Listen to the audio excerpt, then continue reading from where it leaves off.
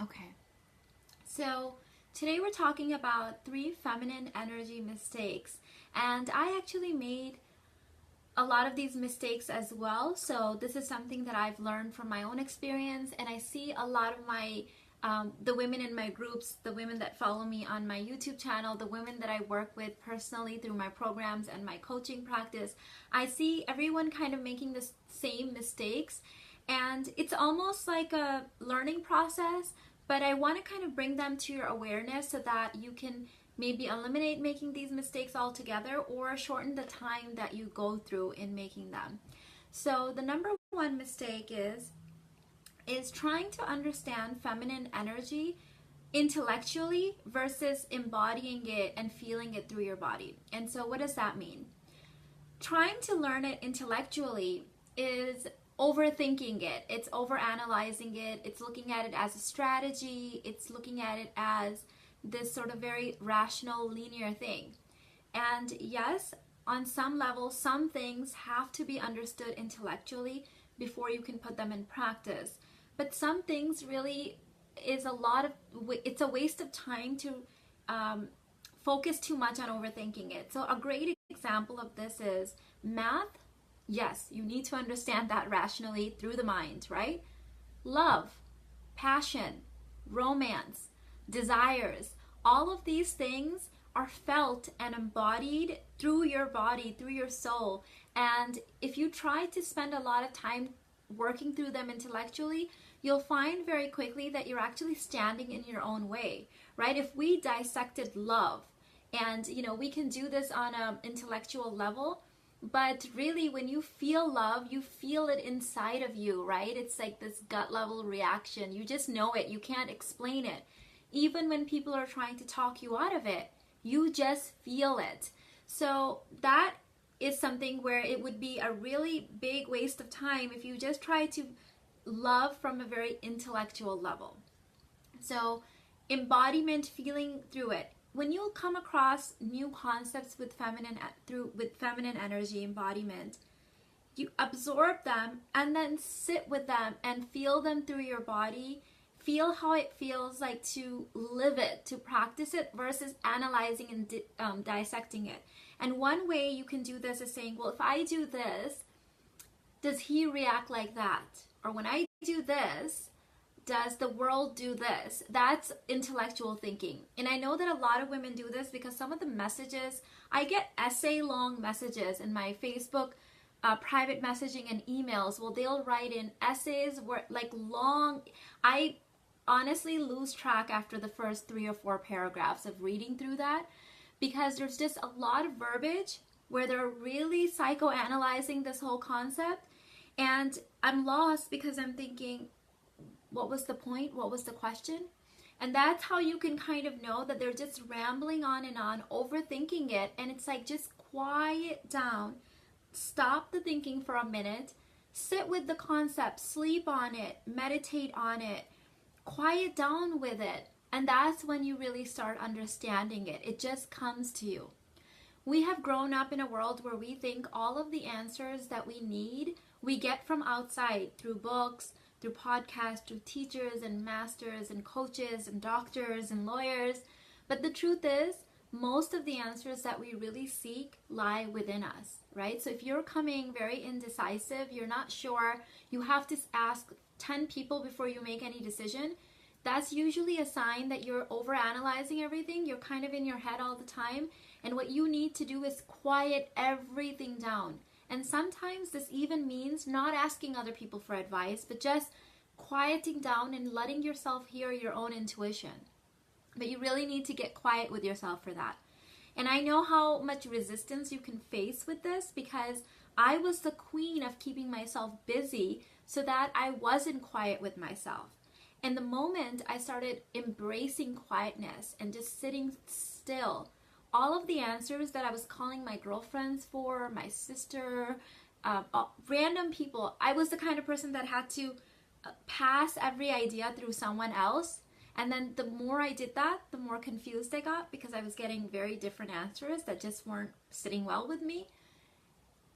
it was because I wasn't sitting down and letting those answers kind of flow naturally. Okay, so number one mistake, overthinking, trying to figure this stuff out intellectually and not embodying it and feeling it through your body. Okay, sorry, I'm checking here because it seems like I'm having trouble getting your messages on here, but Chelsea said hello. Mina, hi Chelsea, welcome. Okay, I think I see them now. Okay, good. Oh, someone said sound is too low. Chelsea, are you having that experience too? I couldn't get Facebook for some reason to work on my iPhone, so I'm doing it on my iPad. So I apologize if the sound isn't the best, but let's just see if we can get through this. Anyone else, if you can let me know. Oh, okay, so good. Okay, thanks, Saida. I appreciate that. Okay, awesome. So what is the second, number 2, feminine energy mistake? And this is a big one as well, and I see this all the time from the women that follow me and write into me. They start practicing feminine energy with this agenda or end goal of fixing their relationship. Now, of course, there's nothing wrong with that. The hopes of feminine energy is that everything in your life gets transformed because you're different, right? We can't change other people. I've been saying that for years on my YouTube channel. I still stand by that.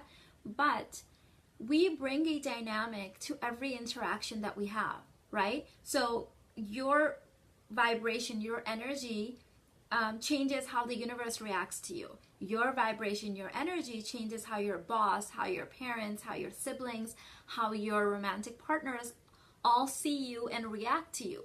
So yes, you can't change a man, but you can change yourself and you can change the relationship dynamic that is between you.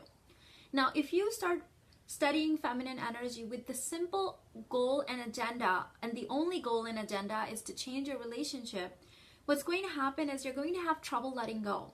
You're going to be watching, it's like watching paint dry or watching water boil, right? You're watching it so closely that it seems like nothing's happening, right? It's like, okay, I did this. I was so feminine. Did he change? Oh, okay, no, he didn't change yet. So in this practice, it really has to be something that you embody with the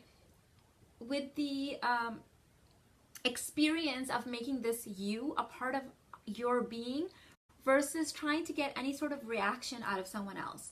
Yes, your relationships will be transformed. It's just kind of a natural byproduct of that. But if you are constantly watching that and that's your only end goal, okay, awesome. Thank you, Chelsea. So if that's your end goal, you will notice that you will fizzle out because you're not even really doing it correctly at that point.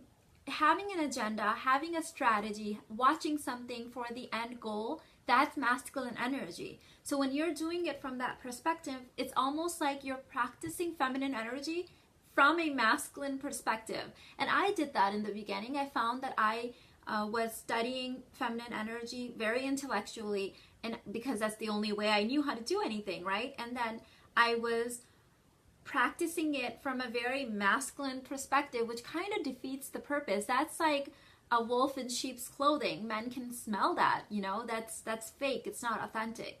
So in this, with this mistake, I would say practice letting go and being at ease and embodying it first, because you simply want to embody it and make it a new way of your being. And a great example of this is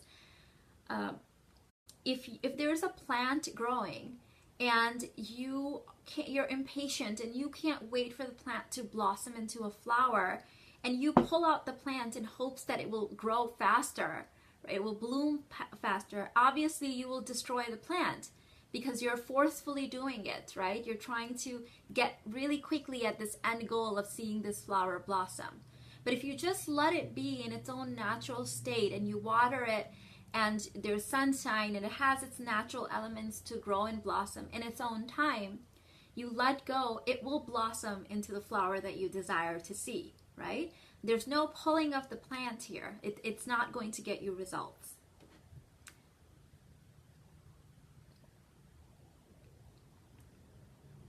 Okay, so the third feminine energy mistake is this hard shifting back and forth through with masculine and feminine energy. And when I started first understanding these concepts of the polarity and this, it's this continuum, right? I also thought it's like masculine's right here, feminine's right here, and for some things I need to be whoop right over here, and for some things I need to be whoop right over here. And I was looking at as like extreme polar opposites. But the best way to understand it is really on this, it's like, it is literally a continuum, but you could be, let's say this is masculine, feminine, you could be somewhere here, and then you could be here. You could be somewhere here, and then you could be here. And as a woman, when I started practicing this, and I was like, okay, well, when I'm with my husband, I'm feminine, and when I'm at work, I'm masculine. And when I was doing whoop, whoop, whoop, back and forth, I was finding myself exhausted and emotionally burned out because I was going so extreme, right? And the correct way of embodying this stuff is, even when you're doing the masculine energy tasks, usually associated with masculine energy, to do them from the feminine perspective. And this is a newer way of kind of embodying and thinking about this, because we think that it's just this extremes on this pole, and we have to swing back and forth. So for example, if you have a corporate job, then you might be thinking, okay, well, when I'm at work, I have to be masculine, I have to be like totally male. And when I'm at home with my husband or with my partner, when I'm dating, then I'm feminine. But really, even a corporate job, if you decided that you were going to be in your feminine, regardless of how people looked at you, regardless of what opportunities shut down or what opened up or what end goal there was, you were going to remain in your feminine, you were going to let go, then you could still run a corporate job from your feminine. Now, a lot of times what happens is women try doing that and it doesn't work, and they might find themselves kind of looking into other opportunities for work, or something else might open up, another door might open up, they might create a business, they might go into another creative outlet that they thought that suits them better, right? That is a natural process of that. It may or may not happen for you, but let that naturally unfold versus worrying about, well, if I'm very feminine at work, then my boss is going to be looking at me weird, or I'm not going to be able to conduct meetings the same way. That's intellectually processing it. So we're back on to number one. How about let you be who you are, and let the world adjust themselves versus you fitting in to this box of what a corporate job is supposed to be. And if naturally you get phased out of that job and something else becomes of it, let it be, okay? So women I work with, a lot of them say that they were hardcore corporate or hardcore whatever they were doing, like lawyers, and as they started practicing this and being more in tune with their true desires and what they really want to do authentically, a lot of times they found that, yes, they loved the law, let's say, but they didn't want to be working for a corporation. They wanted to start their own practice, which gave them a lot more flexibility. Or there's been people in actual like top level corporate jobs that decided that they wanted to leave and start their own business, or that they wanted to run from the feminine, even if it meant that they were passed over for certain promotions because they realized that those promotions weren't as important as they thought. Actually, just recently I was working with a client that was really, she was wanting to do feminine energy stuff for her relationship, and she was willing to practice it for that, but she didn't want to practice it at work because there was this promotion that she had been putting a lot of effort in, and it was coming near for her. She was kind of seeing that it was starting to manifest, and she was really worried about letting this work with her relationship not ruin that promotion chance. And I said, there's a way to do it where you can focus it on your relationship and still be naturally who evolves into you from work. But she was really concerned about this. Long story short, we worked together for 3 months. That promotion passed her by. And for some reason, this was something that she had put 2 years of her energy working so hard at. In fact, that was kind of the one thing that was ruining her relationship. Her relationship improved. Her boyfriend, who had said that there was no chance that they were going to work together, that he was just not simply interested, it wasn't going to work out. They got back together, things are moving along really well. She gets passed up for this promotion, and so we're doing a call, and I asked her, how do you feel about this? Like, how is it feeling? And the first thing out of her mouth was, I feel great relief. So this is a woman that spent 2 years working super hard for this one promotion that she was chasing. It was affecting her relationship, it was affecting her sanity, it was affecting her sleep, her health. And once it passed her by, she didn't get the promotion, she felt great relief. And she said that she realized that she thought that she needed this promotion because it was just the obvious next level thing to do, but really she didn't want this. So a lot of times we do things because that's the next level, right? We're competing like men, we're living like men, because that's what society has trained us to do. But living from this kind of authentic feminine place of being in touch with your passions and your true desires will oftentimes teach you that that's not what you really wanted, that's what you thought you wanted. So let it naturally unfold. So let's do a quick recap of all three, and then I'll let you guys go. So number one is overthinking and studying feminine energy intellectually versus embodying it. Okay. Number two was studying feminine energy and trying to practice it with the only end goal of fixing your relationship, and not because this is a natural way of being that you want to embody. Okay, so you're doing it from a very strategy focus and goal focus, and by doing that you are actually doing it from the masculine. Number three is hard shifting back and forth through masculine and feminine, instead of letting it being this soft, natural process that just comes about, okay? Another great example of that one is when people say, people ask me the question, how can I be mothering my children from my feminine? How can I go back and forth? And really, if you're embodying it and coming from it from a natural thing, you don't have to even think about, okay, well, I'm with my children, now I'm going to go in my masculine because I'm leading my children. Or right now I'm just playing with my children, so I'm in my feminine. It becomes this natural dance of you being you, embodying feminine energy, and you can guide them and lead them when you need to, and kind of do this beautiful dance versus this back and forth, okay? So I hope this answers some of your questions and gives you a little bit more clarity on feminine energy and some of the common mistakes that women make.